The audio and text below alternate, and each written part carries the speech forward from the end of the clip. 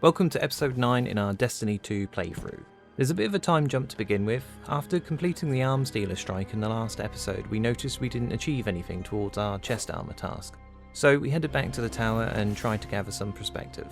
For quickness, we decided to head back to the EDZ to finish up some of the tasks we had started. This took about an hour, but pretty much everything that happened there is shown in episode 7. Nothing new, just the same old grind.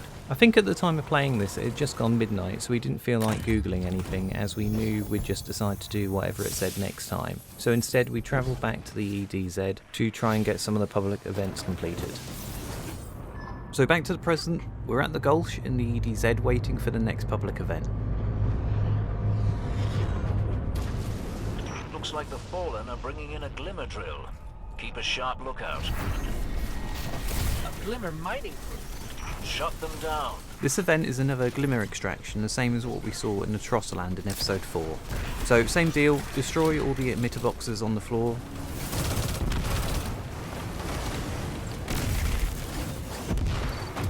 Once all extractors are destroyed, you have to wait around a pile of glimmer and wait for your ghost to transmat it. Kill the fallen captain and complete the mission. A glimmer incoming. My word. You'll have to keep some for yourself, you know. The same type of public event can spawn in different areas of the map and on other planets, but it's nice to experience them in different locations. We've got another one coming in. So next we travel to the sludge to see what public event spawns there.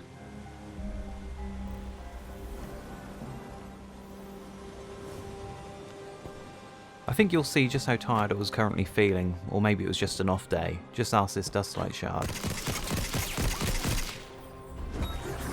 If that wasn't bad enough, during the upcoming event I waste so much ammo, a grenade, and one of my knives into a shield and didn't even notice I wasn't dealing any damage. When you arrive early to events, there's not much to do other than just wait. Usually there's a few enemies around to shoot, but that doesn't really amount to much. Once Deadly appeared at my location, a few more Guardians arrived for backup. I must have missed it, but Deadly took an instant dislike to one of them.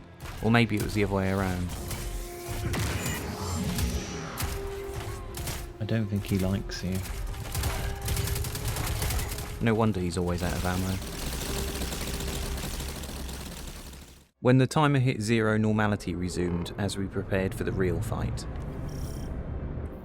Any Guardians nearby? Local energy fields are spiking like mad. This event is called Taken Blight. It's probably one of the shortest ones to complete. A large Taken Blight spawns and in turn spawns smaller ones. Smeh, smeh, smeh. Push them back. When standing inside the smaller ones, you get a damage buff to destroy the larger one. Or you stand outside of it and do absolutely nothing. Alright. Not fun though.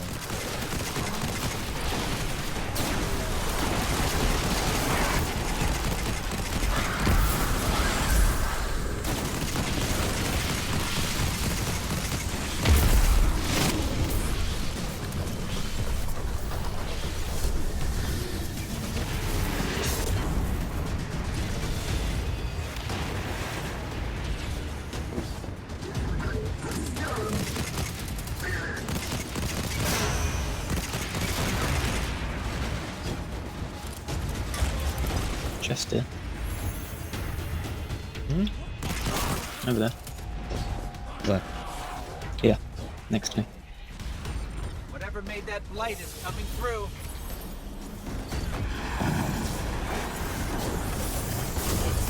Once that is done, a Lightmaker spawns, so you kill him. That makes it heroic. Whew. Okay, Deborah. We killed the big Taken guy. Won't be your last, I wager. Savor this victory. I know I will.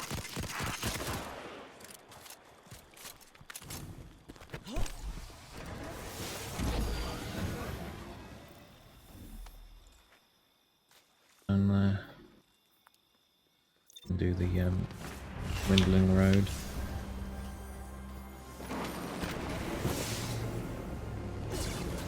Although we hadn't checked our progress, we had completed 2 events and we are now heading to what would be the 3rd. You didn't come with me. I thought you automatically came with me. I do if you leave the area. Look at those fallen, acting like they own this place. Take down that servitor. Damn it. And they starve. This event located in the outskirts is called U.4.I.R Resupply. Another easy one to complete. All you have to do is destroy the prime U.4.I.R servitor. Part of the way through, 3 regular servitors will spawn. Kill those and it becomes heroic. The annoying part of this event is how the servitor teleports you. We saw half of this event previously after our sightseeing trip in episode 5. I got lucky here. Usually it spawns you 40 meters above the ground and you fall to your death.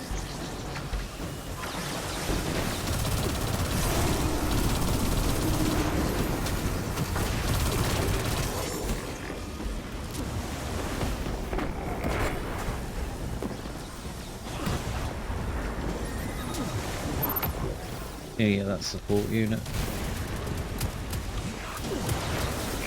Oh, Jesus Christ. Alright.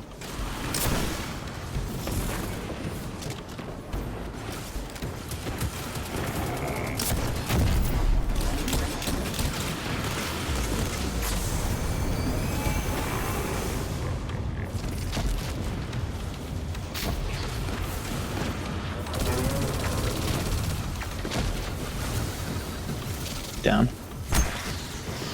Oh no, he's not. He's just moved. Now he's down. Just over here. We finished off that servitor. They were counting on those supplies. Well done. Unfortunately, we missed the last servitor to turn it heroic, but that didn't matter. Or did it? Like I said, this was our 3rd public event, but now it says we did 5. I was too tired to care at the time. I saw 5 and I was already thinking what to do next. Perhaps the heroic events we did earlier counted as 2 each? It would make sense, but I never found out. Next we headed back towards the church. I remembered there were some adventures around there. But first, let's get our 28th super.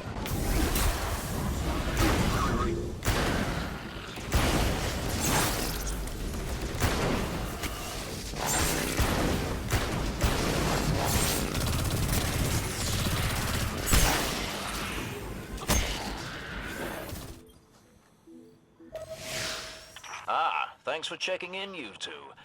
We've had our fill of Red Legion patrols and fallen raids. We could use a spot of help with both. See if you can track down a fallen comms terminal. Dev's got an idea that's crazy enough to work. It's difficult for the young to recognize the wisdom of experience. Chest. Got it? Yep. Cool.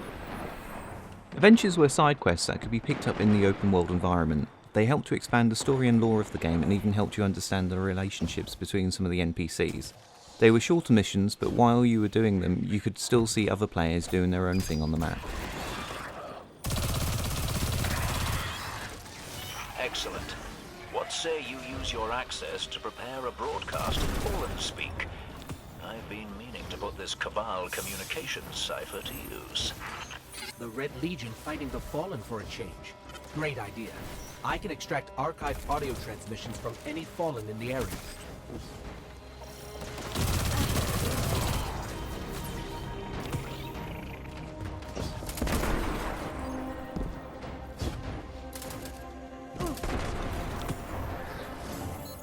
I've got enough for a pretty convincing Fallen impression. Don't mention accents around Dev unless you want a day-long lecture about city dialects. Meantime, best sightline to Red Legion air support is the cliffside where you and I set up that refugee beacon. No one appreciates the finer things anymore. I can't believe we have to go back into the mines again. Chin up, you two.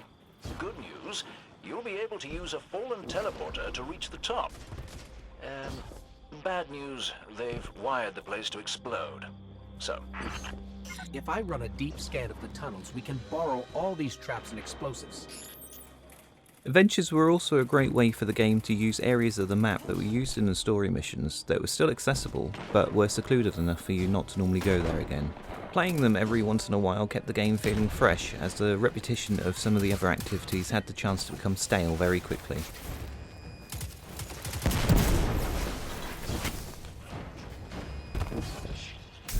$29.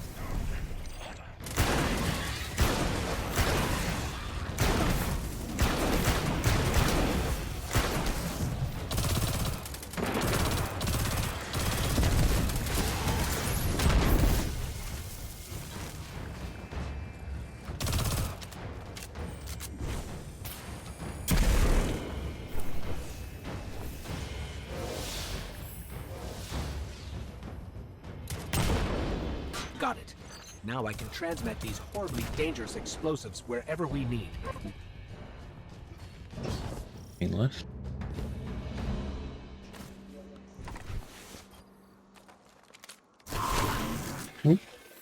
Anything left?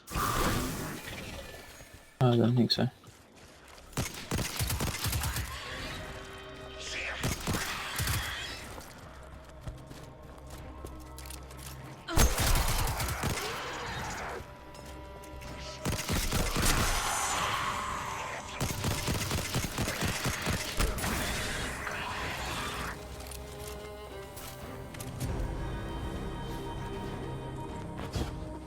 Oh wait, it's over here.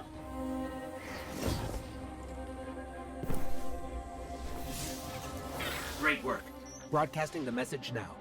I decided to go with a marauder accent. Why would you? Oh, and would you look at that? 50 out of 50 supers. I definitely only did 30, but who's counting? Actually, Devrim, let's keep the channel clear. You know, to make sure there's no interference during the transmit. A lot of big red ships headed your way. Whatever you said, it got their attention. I used a pretty nasty word to describe Gaul. I don't want to repeat it here. I do so love unconventional warfare. I'd be on the lookout for drop pods if I were you.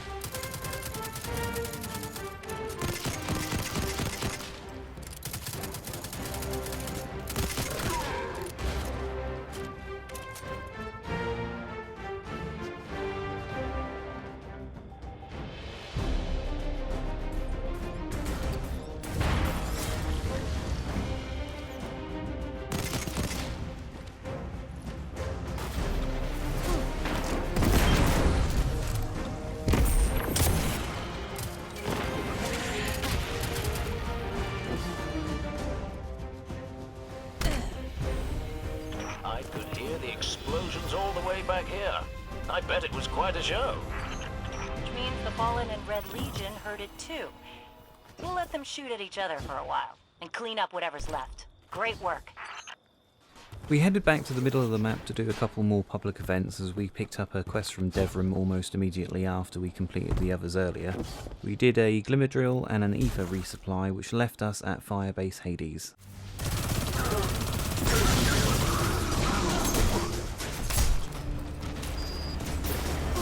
Ah, it's you. Ikora will be pleased. Guardian, I need you to test a theory. Find a power core in a disabled Red Legion tank. Install it in the supply console, and stand back.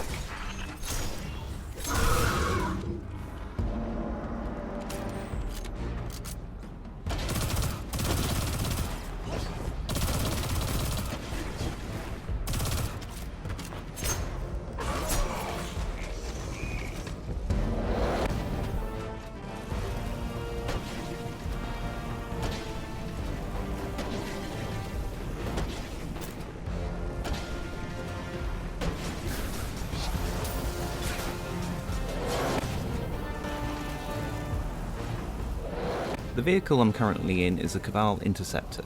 They are equipped with a pair of cannons that deal great explosive damage. They are not as fast as either the Fallen Pikes or your standard Sparrow, but are more powerful. They have an intermittent boost that only lasts for a second, but recharges quickly. As with most boosts, I fast forward. Unfortunately, this was painful for my OCD. I should have taken a different mode of transport. Well, that was as good as advertised. The Red Legion has brought a new weapon online. One powerful enough to threaten the Fallen and everything around it.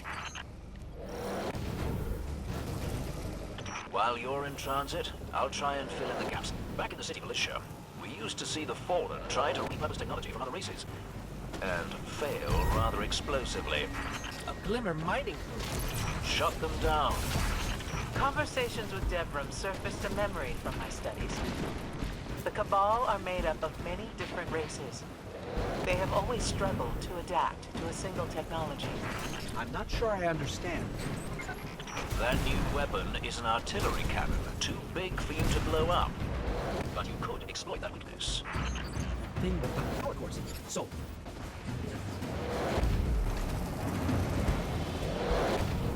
Essentially, we've got to go back to where we were. Yeah. Nice. I just finally got where you were. And I'm getting lost. Or not. Are you going underground? Am I going underground? Yeah.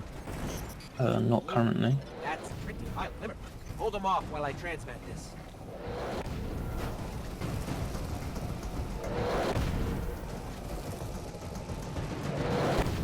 We never seem to be finished with this base.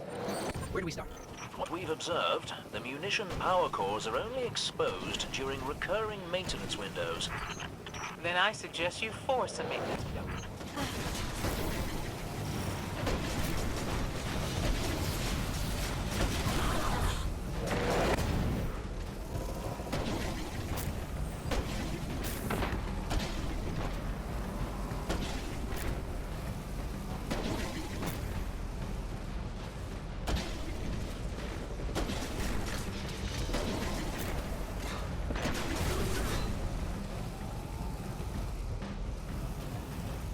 Search for X. I don't even know where I'm supposed to be.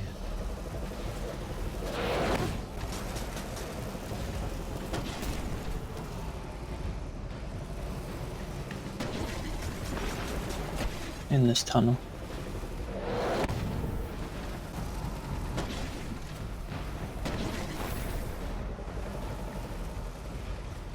Okay. Ooh. Ouch.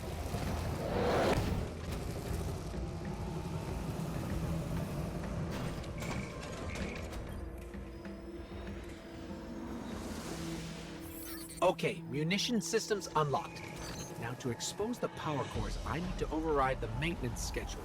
The hell is that thing? A rocket. Oh.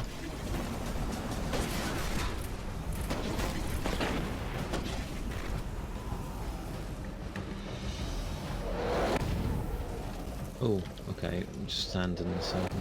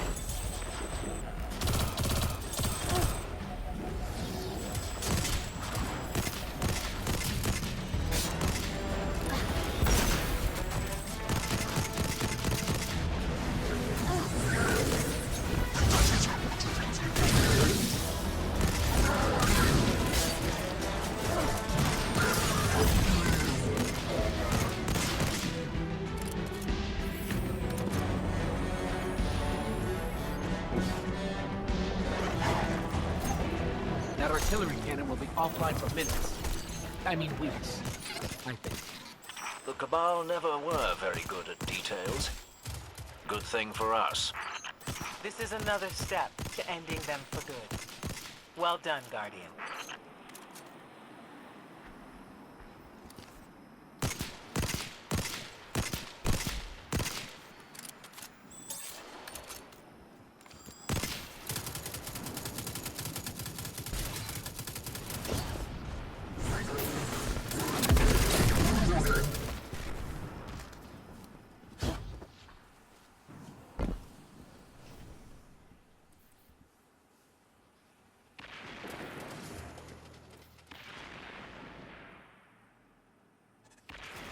Crucible / Gambit Orbs.